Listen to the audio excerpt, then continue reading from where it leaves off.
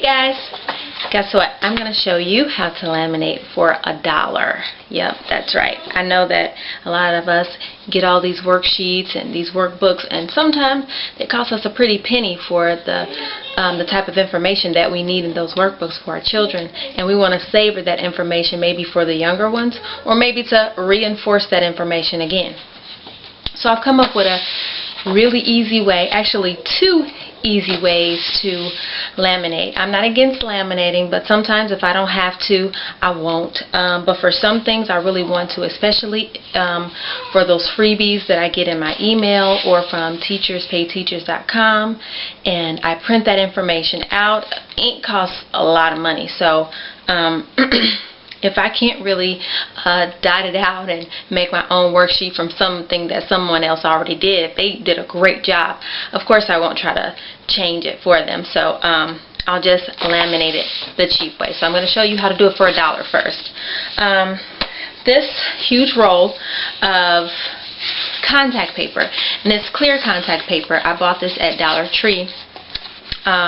If you have a Dollar Tree in your area or a dollar store, you can get this for $1. This is usually used for lining drawers or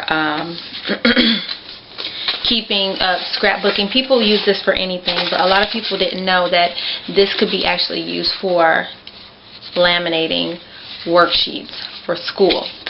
And I actually love this. This is great. So this is what I did. I got a worksheet that I printed off from teacherspayteachers.com. If you're not familiar with that site, find it. They have a lot of free lesson plans, worksheets, PowerPoint presentations. They have so many things to offer for free and for a very low price. And a lot of teachers, these are teachers from all over the world. Even I have an account for creating some some type of lesson and just sharing it with other teachers all around the world. And it's a great thing. Everybody has their own creative ideas, and with everybody sharing, it's just awesome. So okay, so anyway, laminating, dollar store, and this roll is pretty large. I actually used it already, and I didn't pay attention about how much it was, but it's a pretty nice size, so sorry about that. I didn't give you the size, but once you go to your local store looking for the contact paper, and of course you can find contact paper in the Hobby Lobby stores and Target and stuff like that, but I bet you they don't have it for $1, okay? So I like the cheapy weepies.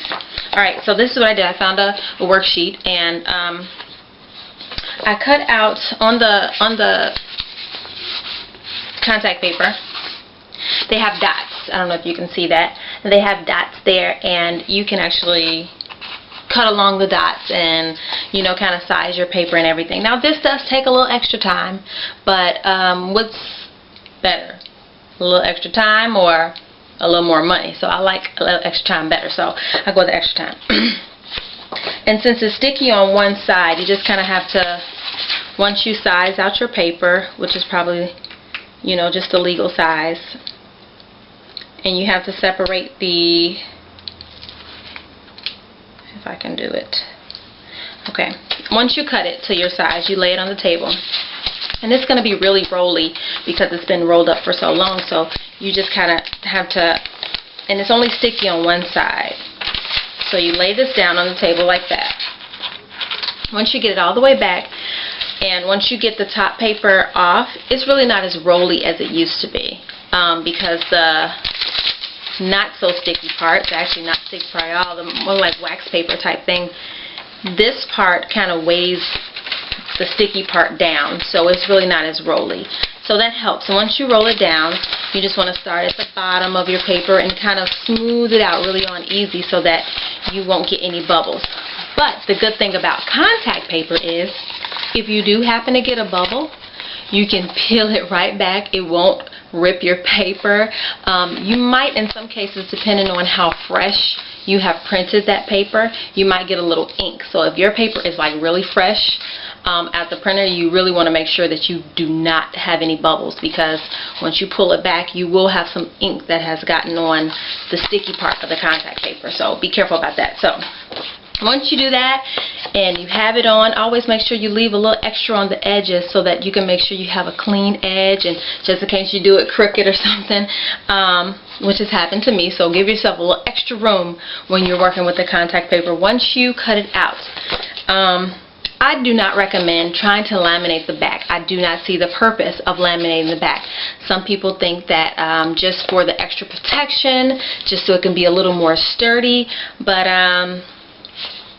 no, I'm really not into laminating the back. To each his own. It's not wrong, but it's a buck. I'm sure it's not a whole lot of contact paper on here, and since no one's going to be practicing writing their numbers or letters on the front, on the back, then I won't be laminating it. Just saving a little extra money. So anyhow, I laminate the front and I cut off the edges.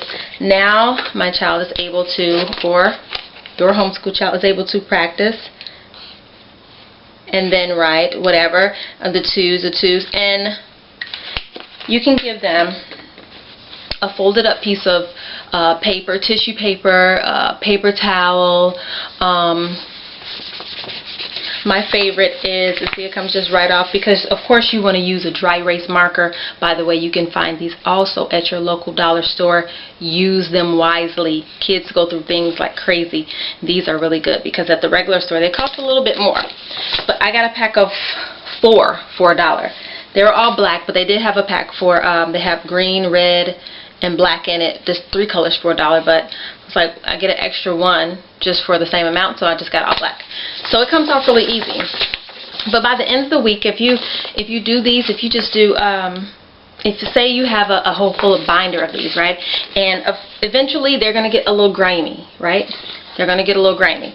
So even if you rub them and rub them and rub them, you're still going to have a little wear left on there, a little ink left on there. How do we get that off? You just take some rubbing alcohol, and you don't want to use too much. You just dab it on there, and you go across the surface really lightly. I don't know if you guys can see the griminess on there. You go across it really lightly. You don't need a whole bunch, and just kind of wipe it until it goes away.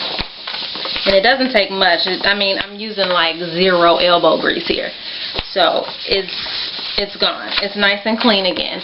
Not only does this work if you do have leftover ink on here, but it also helps with germs. If you have multiple children that you want to share these sheets with, in the homeschool family, somebody's going to have a cold at some point, and it's not always easy to keep them away from each other.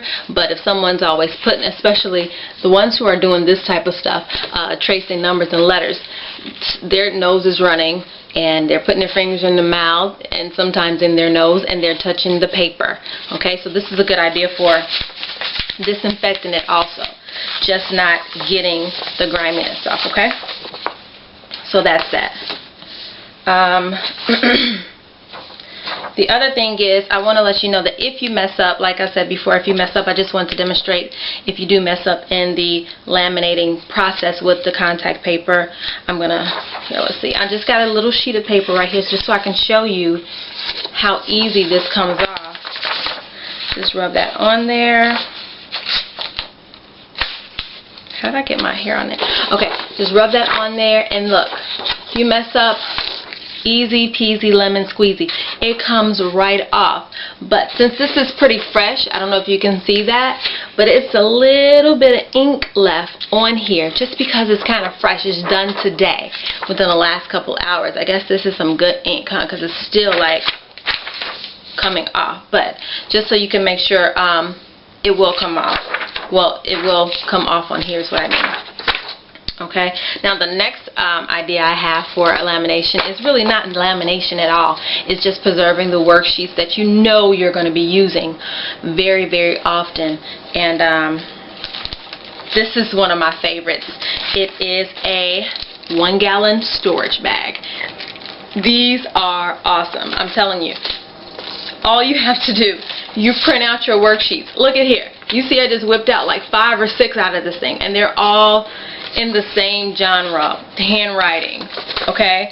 Even if it was drawing something, but I have them all in the same genre. And since these are so cool, I did not make these worksheets, and I really don't like copying off of anyone's work. people work really hard to create their their worksheet. So when they do, I want to preserve my money as well as their time and not steal their idea. So I print it out. Of course, there's a label on the front that says Ziploc. You don't have to get Ziploc. You can get 1 gallon bags from the dollar store too. I just happen to have a Ziploc bag today. And you want to insert the paper on the side that it doesn't have the Ziploc label on, so that you don't see it once you put the paper in there. Now, you do the same thing like with the contact paper. The kid goes to work. Here we go. Let me write my big A and my little a. Bam, there it is. And guess what? Because this is plastic, the same thing happens. You just wipe it off when they're done. And you know what's so cool about it? Once they're done with this worksheet, they're not sticking it in their bags. They're not jamming it in a folder. All you have to do, hey, what do you have next on the list?